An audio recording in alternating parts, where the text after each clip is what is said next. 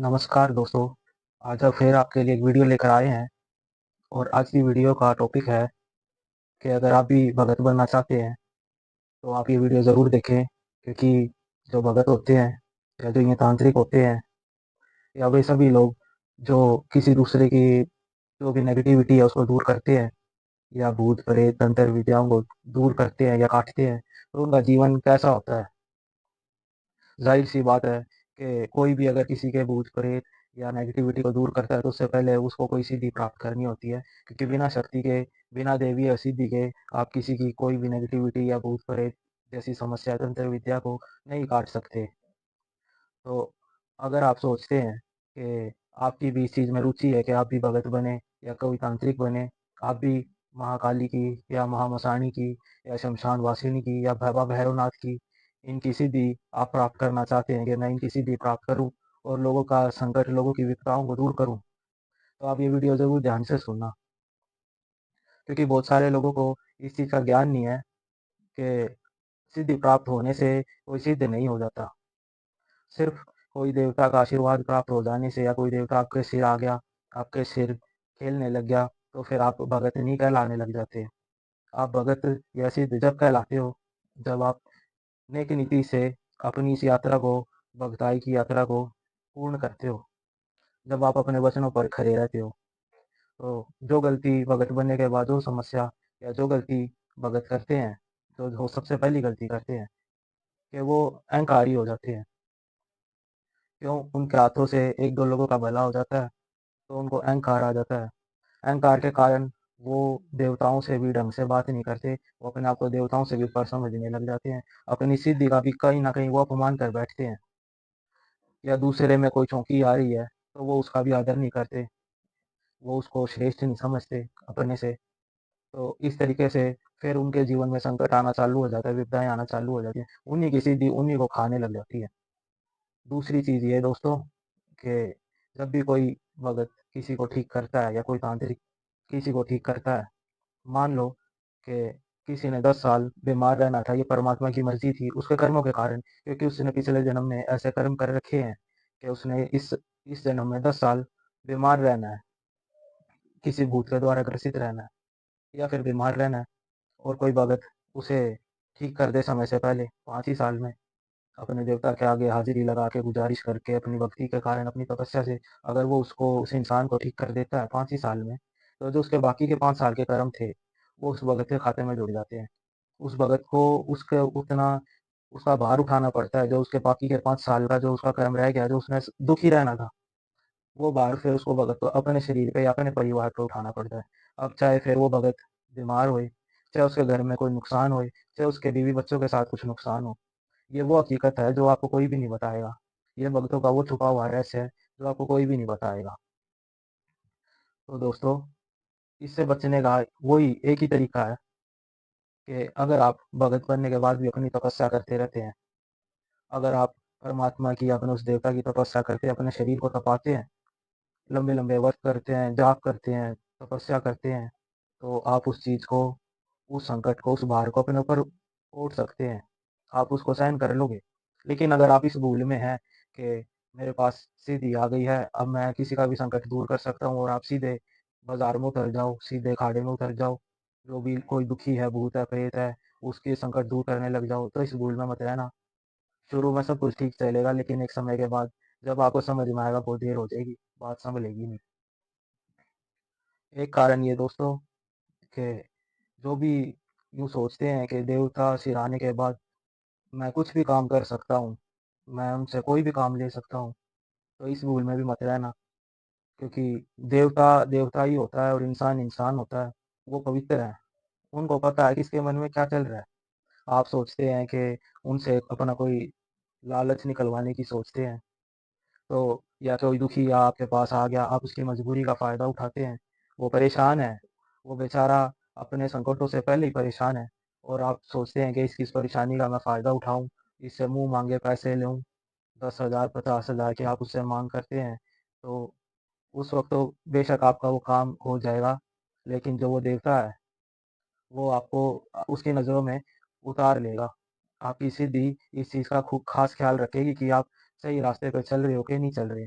उस वक़्त बेशक वो आपको कुछ ना कहे, लेकिन आप अगर अपने आप को नहीं सुधारते तो एक ऐसा वक़्त ज़रूर आएगा, ज़रूर आता है, जब वो सिद्धि आपको एक ऐसी जगह पर ले जाकर अकेला छोड़ देगी, जहाँ पर कोई संकट या कोई परेशानी आपको या आपके परिवार को नुकसान पहुँचा देगी, आप सँभल नहीं पाओगे। जो कौल करार भगत बनते वक़्त, जैसे कोई डॉक्टर बनता है, तो वो एक कॉन्ट्रैक्ट कर एक क्या बोलते हैं प्लेज लेता है। जब भी कोई डॉक्टर बनता है तो वो एक कसम खाता है कि मैं अपने इस जो मैं भी ये लोगों को ठीक करूँगा, तो बड़ी ईमानदारी से इसका निर्वहन करूँगा। कोई नेता बनता है वो भी कसम खाता है, कोई पुलिस में भर्ती होता है वो भी कसम खाता है दोस्तों। उसी तरीके से जब कोई भगत बनता है या कोई सिद्धि प्राप्त उसे होती है, जब वो सिद्ध होता है, तो उसे भी कसम खानी पड़ती है।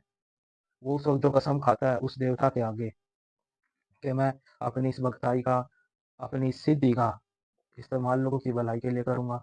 अपनी इस सिद्धि का इस्तेमाल लोगों के दुःख दूर करने के लिए करूँगा।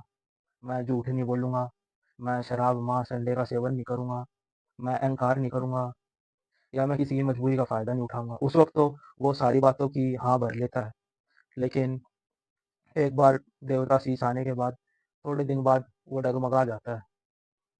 वो अहंकार भी करने लग जाता है, वो लालच में भी आ जाता है, वो नशे भी करने लग जाता है और जो भी मतलब उसने जो भी कसमें खाई हैं, उनको कहीं न कहीं वो उसको पता भी नहीं लगता कि उसने उनको कब तोड़ना चालू कर दिया। ये लाइन ही इस तरीके की है कि इसमें अहंकार इतनी जल्दी आ जाता है और वो उस भगत को पता भी नहीं चलेगा, उस तांत्रिक को पता भी नहीं चलेगा कि मेरे अंदर ये अहंकार रूपी जानवर घुस चुका है। लेकिन देवता ये सब देखता रहता है। तो इसीलिए ऐसे भगत की, ऐसे तांत्रिक की या ऐसे सिद्ध की जिसने सिद्धि प्राप्त करी और जो उसने वो वचन करे थे, जो उसने कसम खाई थी और फिर उनको तोड़ा उसने, तो उसको कठोर सज़ा मिलती है। ऐसी सज़ा मिलती है दोस्तों कि फिर वो उसकी 3 पीढ़ी भी नहीं सँभल पाती।